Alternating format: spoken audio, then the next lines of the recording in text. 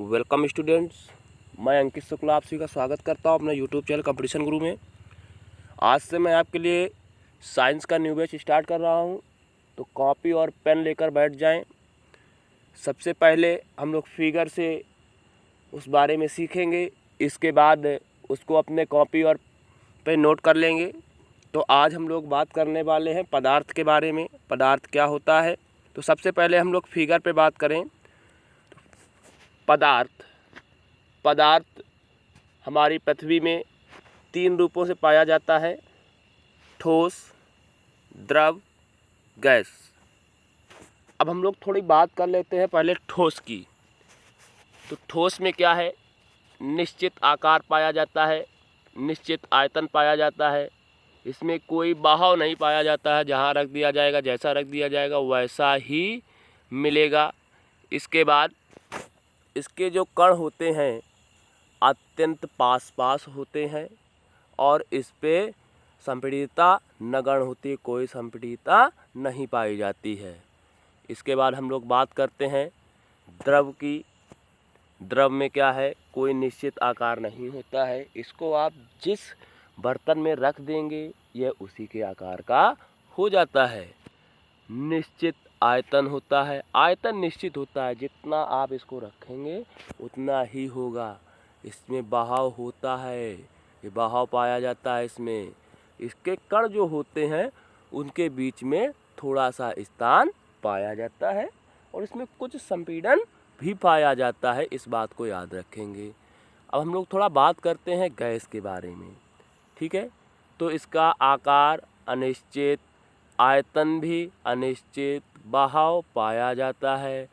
इसके बाद कणों में बहुत ही ज़्यादा रिक्त स्थान होता है और इसमें संपीड़न भी पाया जाता है, इस बात को याद रखेंगे। चलिए, ये तो रहा फिगर बेस पे। अब हम लोग थोड़ा इसको थ्योरिकल लेते हैं।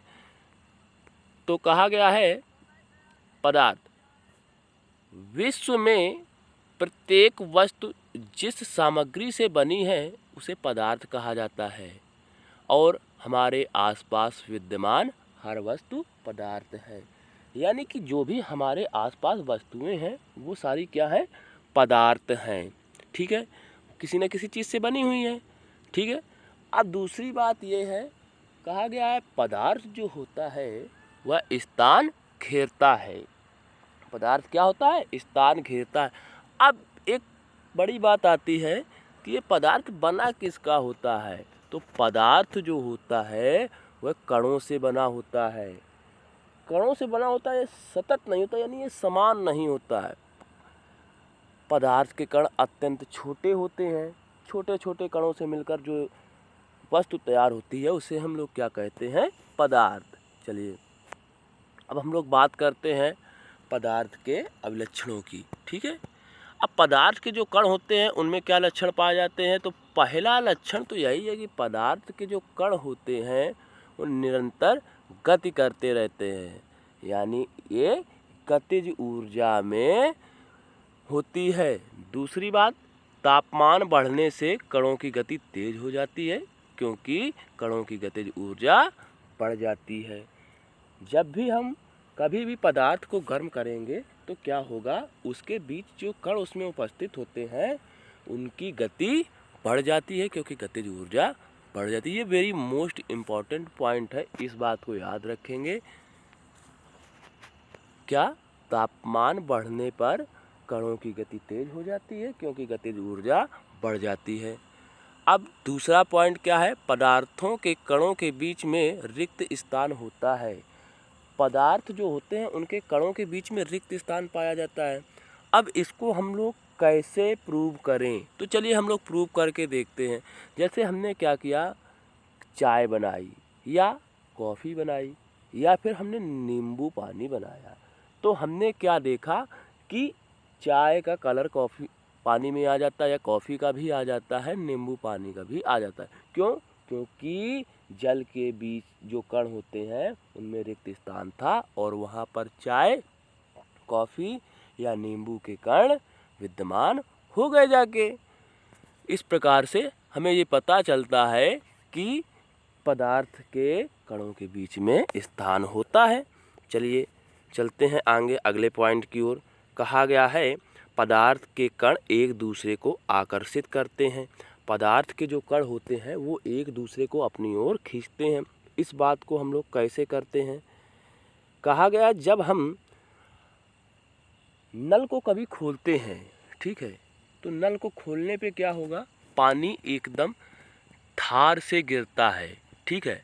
जब पानी धार से गिर रहा हो तो हम लोग क्या करेंगे कि उस पर कभी उंगली मार के देखना, पानी को तोड़ने की कोशिश करना, देखना क्या वो धार टूटती है? कभी नहीं टूटेगी। क्यों नहीं टूटेगी?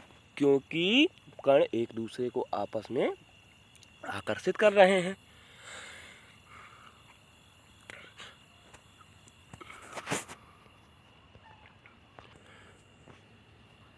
अच्छा, अब हम कणों के बारे में कुछ चीज़ें और जानते हैं। जैसे सबसे पहला हम लोग ये जानते हैं कि जो पदार्थ के कण होते हैं उनमें रिक्त स्थान किस हिसाब से पाया जाता है। तो सबसे कम जो होता है वो ठोस में पाया जाता है, इसके बाद फिर द्रव में, और सबसे अधिक पाया जाता है गैस में। इसके बाद अगली बात करते हैं आकर्षण बल की। तो आकर्षण बल भी सबसे अधिक कहाँ पाया जाता है? ठोस में, द्रव में मध्यम होता है और गैस में सबसे कम होता है। अब इसके बात करते हैं गैसीय अवस्था की। तो गैसीय अवस्था में कणों की जो गति होती है वो मध्यम होती है और द्रव में सबसे कम होती है। और सबसे ज़्यादा कहाँ होती है कणों की गति? तो सबसे ज़्यादा कणों की गति ठोस अवस्था में पाई जाती है। अब थोड़ा हम ठोस द्रव गैस को फिगर से समझने की कोशिश करते हैं। देखो ये ठोस दिया गया है, यहाँ पे जो कण दिखाए गए हैं फिगर ए में पास पास दिए गए हैं।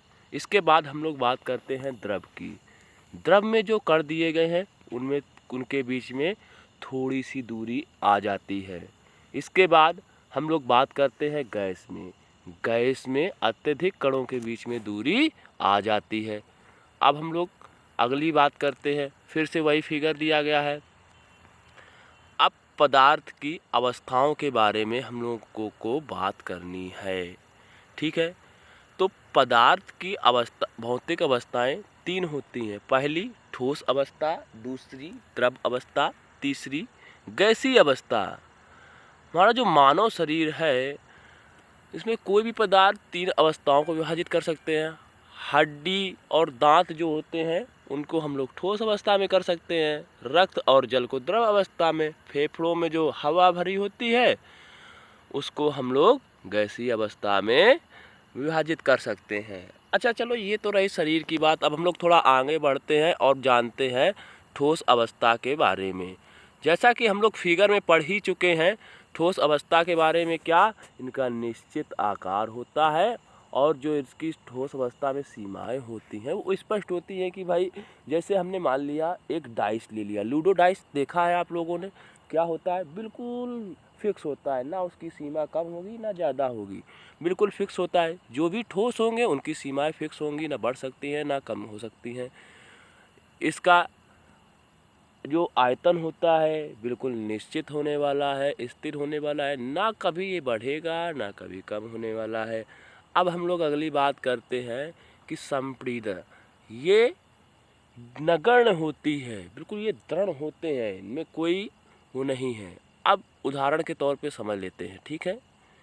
बल लगाने से रबड़ बैंड का आकार बढ़ जाता है, लेकिन बल हटा देने से ये पुनः अपने आकार में आ जाती है। अगर अत्यधिक बल लगाया जाए तो रबड़ बैंड टूट जाएगी। यहाँ पर कहा गया कि जैसे हमने कोई रबड़ ली है तो उस पर हमने एक बाह्य बल लगाया और रबड़ को खींचा, खींचने पे क्या हुआ? उसका आकार बढ़ गया। मगर जैसे ही हमने उसको खींचना बंद किया, छोड़ दिया, वह पुनः अपने आकार की हो गई। अगर हम ज़्यादा ही बल लगाए तो क्या होगी? रबड़ टूट जाएगी। ठोस पदार्थों में कणों की गतिज ऊर्जा न्यूनतम होती है, इसलिए ठोस पदार्थ का एक निश्चित और दृढ़ आकार बन जाता है। अब हम लोग अगली बात करते हैं द्रव की। द्रव क्या होती है? ये तरल होते हैं। जैसे हम लोग ने देखा होगा हमारे यहाँ वाटर होता है, ऑयल होता है, ये सभी क्या होते हैं? द्रव अवस्था में पाए जाते हैं। इनको जब हमने कहीं पे भी मान लिया किसी पॉट में ना रख के ज़मीन पे डाला तो ये क्या होंगे, बह जाएंगे। ठीक है, इनका कोई निश्चित आकार नहीं होता है, आप इसको जिस बर्तन में रखेंगे ये उन्हीं का आकार ले लेते हैं। मगर हाँ, द्रव का जो आयतन होता है वह निश्चित होता है।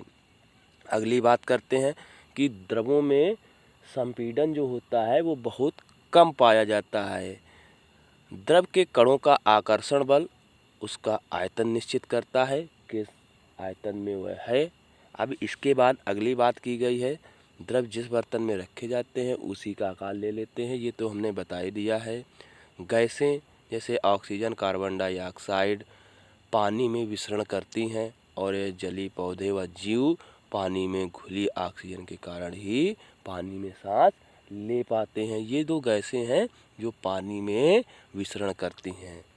द्रव अवस्था में विसरण अधिक होता है और ठोस अवस्था में विसरण कम होता है, क्योंकि कणों में गति द्रव में ज़्यादा होती है और ठोस में कम होती है। क्योंकि भाई सीधी सी बात है, ठोस के जो कण होते हैं वो नज़दीक होते हैं और द्रव के जो कण होते हैं वो थोड़ा दूर दूर पाए जाते हैं। इसी के साथ हम आज की क्लास को यहीं पे ऑफ कर रहे हैं। कल हम लोग पढ़ेंगे गैसीय अवस्था के बारे में, तो समय पे आप लोग आ जाएं और ये एक बार तैयार कर लें अच्छे से। बहुत ही इम्पोर्टेंट टॉपिक है, हर जगह आपको मिलेगा।